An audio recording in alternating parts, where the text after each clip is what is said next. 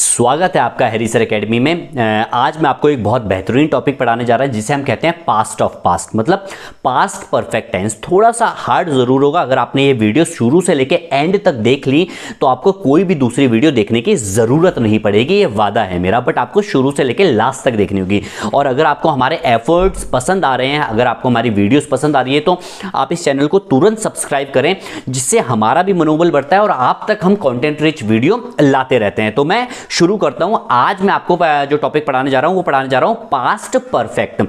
देखिए, अगर आप सोच रहे हैं मैं आपको बताऊंगा कि वाक्य के अंत में चुका था, चुके थे, चुके है, ये सारी चीज मैं अगर आपको बताऊंगा, अगर आप ये सोच रहे हैं तो आप गलत सोच रहे हैं। अगर आपको यही पढ़ना है कि वाक्य के अंत में चुका था, चुके थे, तो आप इस वीडियो को यहीं पे छोड़कर जा सकते हैं। बट अगर आपको कुछ नए तरीके से पास्ट परफेक्ट पढ़ना है तो आप इस वीडियो में बने रहिए। अगर आपको सेंसेबल पढ़ना है तो आप इस वीडियो में बने रह सकते हैं, जिससे आप सेंस के आधार पर यह पता लगा सकें कि पास्ट परफेक्ट का इस्तेमाल कहां पे किया जाता है। तो शुरू करते हैं। देखो, पास्ट परफेक्ट टेंस के लिए हमें दो एक्शंस की आवश्यकता रहती है। एक्शंस मतलब वर्ब, जिसे आप मेन वर्ब भी कहते हैं। मतलब जो क्रियाएं रहती हैं, दो क्रियाओं की आवश्यकता रहती है। अब से मैं क्रिया को एक्शन बोलूंगा तो आप समझ जाएंगे एक्शन मतलब वर्ब। तो दो एक्शंस की हमेशा जरूरत रहती है। कभी भी पास्ट परफेक्ट एक एक्शन के द्वारा नहीं बोला जाता है, क्योंकि पास्ट परफेक्ट को अगर मैं आपको थोड़ा समझाने की कोशिश करूं, देखिए आप पास्ट परफेक्ट पहचानेंगे कैसे। पास्ट, देखो पास्ट भी दो तरह के होते हैं, दो क्या तीन तरह के पास्ट होते हैं। एक तो होता है रीसेंट पास्ट, एक होता है जो नॉर्मल पास्ट, और एक होता है पास्ट ऑफ पास्ट। देखो, रीसेंट पास्ट में किसे कह रहा हूं? जो घटना आपने खत्म कर दी होगी, मतलब जो एक्शन आपने अभी अभी खत्म किया होगा उसे मैं कह रहा हूं रीसेंट पास्ट। जो एक्शन आपने उससे पहले खत्म किया होगा उसे मैं कह रहा हूं सिंपल पास्ट। और जो एक्शन आपने काफी टाइम पहले खत्म कर दिया होगा तो उसे हम कहते हैं पास्ट ऑफ पास्ट। इसे आप कोशिश करेंगे समझने की। जो आपने अभी अभी, इससे पहले जो आपने वीडियो देखी थी वो आपके रीसेंट पास्ट थी, मतलब जो आपने वीडियो अभी अभी खत्म की तो वो था रीसेंट पास्ट। जो आपने शायद दोपहर में वीडियो देखी होगी 12 या 1 बजे के करीब, वो था आपका मिड पास्ट, जिसे हम सिंपल पास्ट भी कहते हैं। बट अगर आपने जो वीडियो मॉर्निंग में देखी होगी सुबह 6 बजे, तो वो पास्ट ऑफ पास्ट हो गया। मतलब कंपैरिजन अगर करें आपकी पिछली दो वीडियो का, तो उसके कंपैरिजन में जो आपने सुबह 6 बजे देखी थी वो पास्ट ऑफ पास्ट हो गया है। तो आज मेरा जो टॉपिक है वो पास्ट ऑफ पास्ट ही है, जिसे हम पास्ट परफेक्ट कहते हैं, जिसमें आपको हेड के साथ वर्ब की थर्ड फॉर्म का इस्तेमाल किया जाता है। सिंपल सा, इतना ही आपको समझना है। अब देखिए, इसमें एक खास बात यह है कि पास्ट ऑफ पास्ट में हमेशा दो एक्शंस जरूर होंगे, तभी आप बता पाएंगे, तभी आप कंपैरिजन तो कर पाएंगे कि कौन सा एक्शन पहले खत्म हुआ है और कौन सा एक्शन बाद को खत्म हुआ है। कोशिश करते हैं समझने की। देखो, जो चीज आप पहले लाते हो घर में, आपने देखा होगा, जैसे अगर आपने कोई टीवी ली होगी 10 साल पहले, तो एक्शन वो पहले किया तो 10 साल पहले किया, तो बहुत पुराना पास्ट हो गया। और अगर आपने कोई 5 साल पहले टीवी ली होगी तो कंपैरिजन में 5 साल वाला नया पास्ट है और 10 साल वाला पुराना पास्ट है। तो मैं कहना चाह रहा हूं, जो पुराना पास्ट होता है, इस पास्ट के कंपैरिजन में जो पुराना पास्ट होता है उसमें आपको लगाना है हेड प्लस वर्ब की थर्ड फॉर्म। आप पुराना पास्ट पहचानेंगे कैसे? पुराना पास्ट आप पहचानेंगे जो एक्शन आपने पहले किया होगा, आपने या जो एक्शन पहले हुआ होगा, उसका मतलब वो क्या है? Past of past. और जो एक्शन बाद को हुआ होगा वो होगा सिंपल पास्ट में। अब देखो, सिंपल पास्ट को अगर आपको डिटेलिंग में पढ़ना है तो मैं नीचे डिस्क्रिप्शन में लिंक दे दूंगा, वहां से क्लिक करके पढ़ सकते हैं। बट मैं थोड़ा सा आपको ओवरऑल बता देता हूं।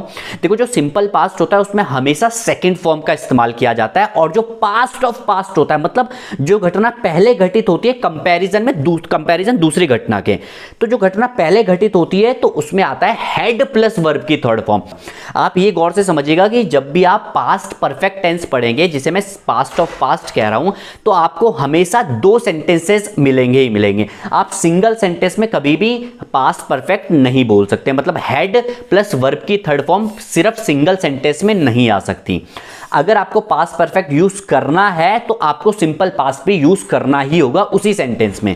जैसे एक एग्जांपल समझने की कोशिश करिए। पहला एग्जांपल समझ में आ गया तो समझ लो पूरा एग्जांपल समझ में आ जाएगा।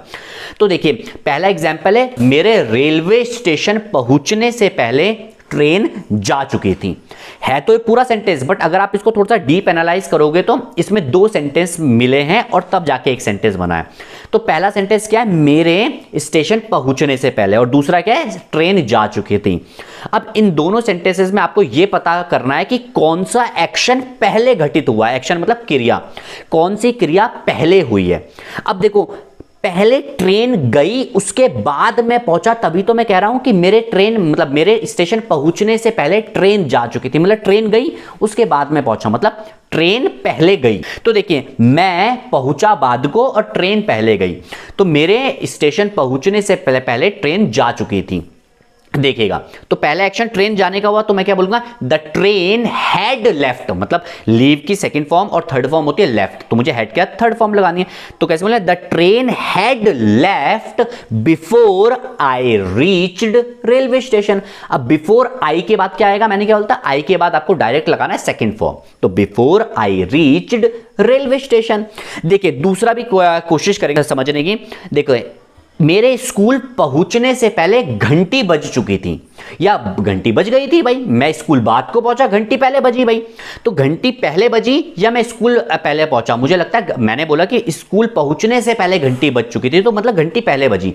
तो जो एक्शन पहले होगा उसमें हेड के साथ वर्ब की थर्ड फॉर्म आएगी। तो कैसे बोलेंगे, द बेल हैड रंग। रिंग की थर्ड फॉर्म होगी रंग। और क्या बोलेंगे, before I reached school. Simple सा है ना, जो एक्शन बाद को हुआ उसको क्या करना है, आपको सेकंड फॉर्म के साथ ले जाना है। जैसे एक और एग्जांपल समझने की कोशिश करते हैं कि फायर ब्रिगेड के आने से पहले बिल्डिंग जलकर राख हो गई थी। इसका मतलब समझ में आ रहा है, दो सेंटेंस है, फायर ब्रिगेड का आना और बिल्डिंग जलकर राख होना। देखो, अगर फायर ब्रिगेड टाइम से पहुंच जाती तो बिल्डिंग जलकर राख ही ना होती। इसका मतलब क्या है, बिल्डिंग पहले जली और उसके बाद फायर ब्रिगेड पहुंची। तो क्या बोलेंगे, द बिल्डिंग हैड, अब जलकर राख होने को बोलते हैं gut in fire, but gut in fire की थर्ड फॉर्म होगी गटेड इन फायर। तो कैसे बोलेंगे, the building had gutted in fire before the fire brigade up, या before the fire brigade came. इतना आपको समझ में आ रहा होगा। अब चलते हैं मेरी कंप्यूटर स्क्रीन पे, बट उससे पहले अगर आपको हमारी वीडियो अच्छी लग रही तो आप चैनल को जरूर सब्सक्राइब करें। वीडियो अंत तक देखेंगे तो आपको पूरी डिटेलिंग में पता चल जाएगा कि हाँ, कि ये जो पास्ट परफेक्ट टेंस है ये कंप्लीट तरीके से कैसे यूज किया जाता है। देखिए, जो मैंने अभी आपको वीडियो में बताया था उसी को मैं अब लिख के आपको बताना चाह रहा हूँ। देखें, पहले पुलिस के आने से पहले चोर चुपके से भाग चुके थे, यहीं तक की ज़रूरत है। दो सेंटेंस है, पहला सेंटेंस है पुलिस के आने से पहले, दूसरा है चोर चुपके से भाग चुके थे। तो मतलब पुलिस बाद को आई, चोर पहले भागे। तो हम सेंटेंस कैसे बनाएंगे, द थीफ। अब देखो, चोर ज़्यादा हैं तो देखो सिंगुलर में, देखो जहाँ जहाँ पे मेरा पेन जा रहा है वहाँ पे देखिए, सिंगुलर को थीफ ऐसे लिखते हैं और प्लूरल का थीफ ऐसे लिखते हैं। यहाँ पे स्पेलिंग गलती होगी, बस आई ई आ जाएगा, ठीक है ना, थीव्स यहाँ पे। अब कोशिश करते हैं आगे, तो क्या बोलेंगे, थीव्स, THIEVS, थीव्स। अब वो भाग गए हैं तो पहले भागे तो हेड आएगा, थीव्स हैड। अब भागने को, चोरी छुपे भागने को बोलते हैं एब्सकॉन्ड। यहाँ पे देखिएगा, एब्सकॉन्ड, चोरी छुपे भागने को बोलते हैं abscond. Thieves had absconded, ABSCON, abscond, और थर्ड फॉर्म आ जाएगी एब्सकॉन्डेड, क्या हेड के साथ वर्ब की third form, thieves had absconded. अब सेंटेंस जुड़ेगा बिफोर से, बिफोर। अब उसके बाद है सिंपल पास्ट। ये जो सेंटेंस बनेंगे अब सिंपल पास्ट में बनेंगे। तो क्या आएगा, thieves had absconded before the police, the POLIC, the police came. Sentence खत्म। अब ये पुलिस वाले हर जगह अंतिम समय पे पहुंचते हैं। ये नेक्स्ट सेंटेंस है, इसको कंप्लीट करने के लिए, थोड़ा सा और अच्छा बनाने के लिए। तो जब भी हम कहेंगे वहाँ पे हम एक फ्रेज़ लगाते हैं जिसे हम कहते हैं एट द 11th आवर। जब भी कोई भी काम देर से होता है तो एट 11th आवर लगाते हैं। तो कैसे बोलेंगे, पुलिस, PO। अब देखो, पुलिस से पहले हमेशा आपको दा लगाना बहुत ज़्यादा ज़रूरी है, ठीक है ना। अभी आर्टिकल क्या है वो मैं आपको नेक्स्ट वीडियो में बताऊँगा। तो क्या आएगा, the police, POLIC, the police always reach, REACH, reach at 11th hour, at the 11th hour भी बोल सकते हैं, at the ELEVENTH, at 11th hour, HOUR। Simple सा है। अब दूसरा देखते हैं, फायर ब्रिगेड के आने से पहले बिल्डिंग जलकर राख हो गई थी। अब बिल्डिंग जलकर राख होने को बोलते हैं गटेड इन फायर। तो कैसे बोलेंगे, देखो, फायर ब्रिगेड बाद को आई, बिल्डिंग जलकर राख पहले हुई, तो जो एक्शन पहले खत्म होगा उसको हम हेड के साथ लगाएंगे। तो फॉर्मूला सेम यही है, हेड प्लस वर्ब की थर्ड फॉर्म, दूसरा सेंटेंस बिफोर से जुड़ेगा और लास्ट वाला सेंटेंस सिंपल पास्ट में आएगा। तो क्या आएगा, building, the building BUILD, the building had, क्योंकि पहला सेंटेंस हैड से जुड़ेगा, हैड गटेड, GUTTED से, क्योंकि थर्ड फॉर्म आएगी, थर्ड फॉर्म में ईडी आता है। The building had gutted in fire, the building had gutted in fire, the building had gutted in fire before fire brigade, FIRE, fire brigade, BRIGAD, fire brigade. Up या तो slash करके लगाएंगे केम, दोनों ही सही है, ये सेकंड फॉर्म है केम। अब दूसरा सेंटेंस में अभी तक हम बिफोर से जोड़ रहे थे, अब आफ्टर से जोड़ेंगे। ये थोड़ा सा कठिन है बट कोशिश करेंगे, आपको समझ में आ जाएगा अगर आप समझेंगे तो। आफ्टर सेम सेंटेंस वही है, बट ये बस आपको कुछ नहीं करना, आपको करना है जो एक्शन पहले ख़त्म हुआ है उसको आपको हेड के साथ ही लिखना है, जो एक्शन बाद को खत्म होगा उसको आपको सिंपल पास्ट में लिखना है। बस ये क्या, आफ्टर से जोड़ेंगे तो फॉर्मेट चेंज हो जाएगा, पहले हेड का सेंटेंस पहले आ रहा था, अब जो पास्ट फॉर्म है, जो सिंपल पास्ट है वो पहले आएगा। जैसे घर पहुंचने के बाद मैंने सारे काम निपटाए, मतलब पहले मैं क्या पहुंचाऊंगा, घर पहुंचाऊंगा, उसके बाद मैंने सारे काम निपटाए। तो पहले घर पहुंचना है तो घर पहुंचने वाला सेंटेंस बनेगा हेड के साथ, घर पहुंचने वाला सेंटेंस बनेगा हेड के साथ, और सारे काम निपटाने वाला सेंटेंस बनेगा किसके साथ, सिंपल पास्ट के साथ। देखो काम निपटाने को बोलते हैं वाइंड अप, अब वाइंड की सेकंड फॉर्म होती है वाउंड अप, तो कैसे बोलेंगे, IWOUND, वाउंड अप। अब घर के काम को बोलते हैं हाउस होल्ड चोर, तो आई वाउंड अप हाउस होल्ड चोर, HOUSEHOLD, हाउस होल्ड चोर्स। घर पहुंचने के बाद तो क्या बोलेंगे, after, AFTER, after I had, HAD, had reached, I had, कोशिश करते हैं, I had reached, REACHED, I had reached home, या हाउस भी बोल सकते हैं, क्योंकि मैं सुबह जल्दी में था। ये सेंटेंस आगे मैं लिखवा रहा हूँ क्योंकि मैं चाह रहा हूँ कि आप जब पढ़ें तो कुछ नए नए वर्ड्स भी आप तक आएँ। तो कैसे बोलेंगे, इन अ बिट जिफी को बोलते हैं जल्दी में, तो मैं जल्दी में था, पास्ट का सेंटेंस है, तो कैसे बोलेंगे, आई वॉज। अब सेम है, इन बिट जिफी, JIFFY, बस इतना सा है। दूसरे की तरफ चलते हैं, तो दूसरा सेंटेंस क्या है, घर पहुंचने के बाद मैंने कुछ नहीं पढ़ा, घर पहुंचने के बाद मैंने कुछ नहीं पढ़ा क्योंकि मेरे सर में बहुत दर्द हो रहा था।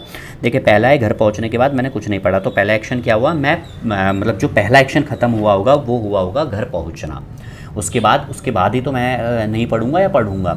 तो जो पहला एक्शन हुआ मैं घर पहुंचना, तो घर पहुंचना वाला एक्शन होगा हेड के साथ, हेड के साथ फॉर्म बनेगी इसकी, ये देखिए हेड के साथ बनेगी फॉर्म इसकी। और जो है मैंने कुछ नहीं पढ़ा वो किसके साथ बनेंगे, सिंपल पास्ट के साथ। तो कैसे बोलेंगे, I did not study, STUDY, I did not study anything after, AFT, after I had reached, REACH, after I had reached कहाँ, होम, क्योंकि मेरे उसमें क्या हो रहा था, मेरे सर में बहुत दर्द हो रहा था। तो आई हैड, कैसे बोलें, आई हैड, अब बहुत तेज़ को दर्द को बोलते हैं splitting headache, I had splitting, SPLITTING, splitting headache, HEADACHE, headache, बस इतना सही है।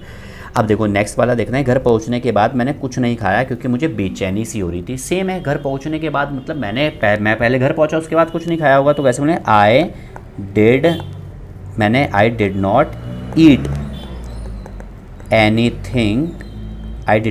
Anything before I had reached, REACH, before I had reached home, क्योंकि मुझे बेचैनी से हो रही थी। तो क्या आ जाएगा, बिकॉज, या कॉमा करके आप लिख सकते हैं, कॉमा करके लिख सकते हैं, आई वॉज फीलिंग, मुझे बेचैनी से हो रही थी तो बेचैनी को बोलते हैं फीलिंग क्विजी, तो I was feeling Quizzy, QUEASY। आप जो सारे वर्ड्स हैं वो कहाँ पे देख सकते हैं, आप ये सारे वर्ड यहाँ पे देख सकते हैं, देखिए सारे वर्ड यहाँ पे देख सकते हैं। अगर आपने यहाँ तक वीडियो देख लिए तो उम्मीद है आपको ये वाली हमारी वीडियो पसंद आई होगी। अगर आपको हमारी वीडियो पसंद आई है तो आप कमेंट करके ज़रूर बताएं, और अगर आपको लगता है जहाँ पे हमें इम्प्रूवमेंट की ज़रूरत है अपनी वीडियो पे तो वो भी आप कमेंट करके ज़रूर बताएं। बट उससे पहले आप हमारे चैनल को ज़रूर सब्सक्राइब करें, जिससे हम आप तक बहुत बेहतरीन वीडियो आगे भी लाते रहें। धन्यवाद।